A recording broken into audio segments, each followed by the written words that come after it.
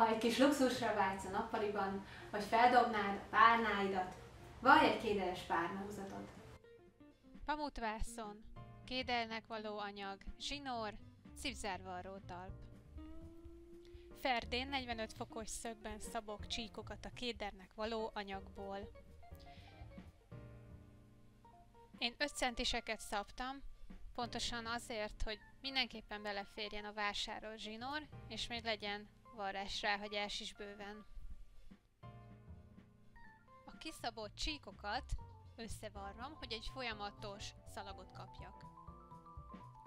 Egymásra fektetem őket, fél centis ráhagyással levarrom, szétvasalom, és alig fog látszani a találkozásuk. A párnámat, amire készül a húzat, lemérem, az elejét szerint fogom kiszabni, pontosan akkorát, amekkora a párna. Kiszabtam az elejét, pontosan akkorát, amekkora a párna, viszont szeretném, hogy cserélhető lenne ez a húzat, ezért a hátulját 2 darabból szabtam, úgyhogy 5-5 centivel átlapolják majd egymást, és ezt a középső felüket, ezt az egyetlen oldalt levarrom egyenes öltéssel, kb. 1 centis ráhagyással. Levartam, eltisztáztam a szélét. Az elejével fogom kezdeni, ennek a szélére, a színére fogom varni a kédert.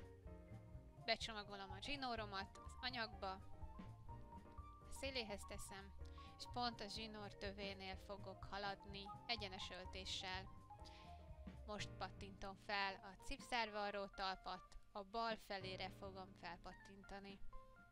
Készen áll a varrógép.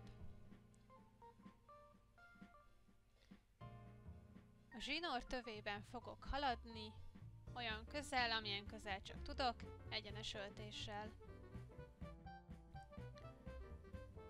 A sarok előtt 2,5 cm-re megállok, a tűt lent hagyom, és ollóval belecsípek többször az anyagba, hogy szépen kifeküdjön majd. Persze nem vágok bele a zsinórig,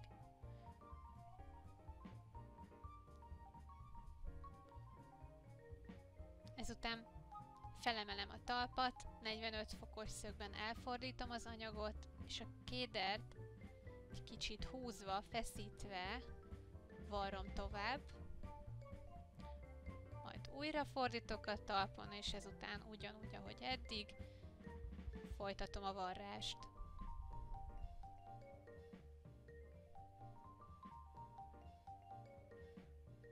Amint körbeértem, szeretném, hogy a zsinórjaim találkozzanak egymással, de ne lapolják át egymást. Szépen lecsippentem a végüket.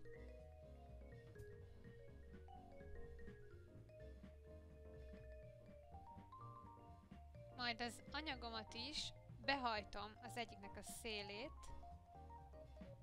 és ebbe a hajtásba belefektetem a másikat.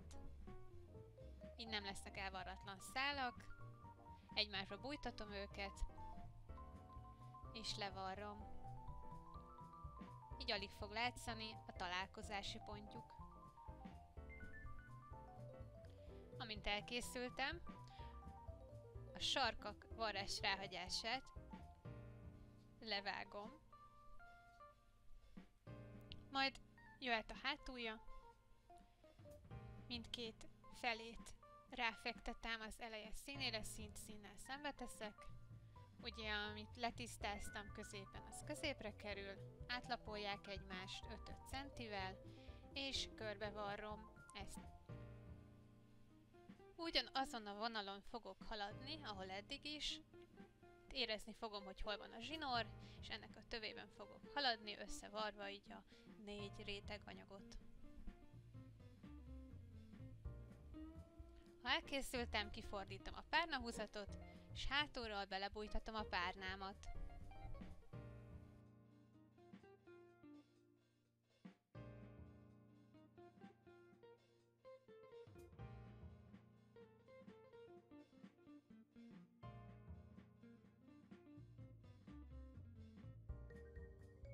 Ha tetszett a videó, iratkozz fel a csatornára, dobj egy lájkot, Találkozunk legközelebb!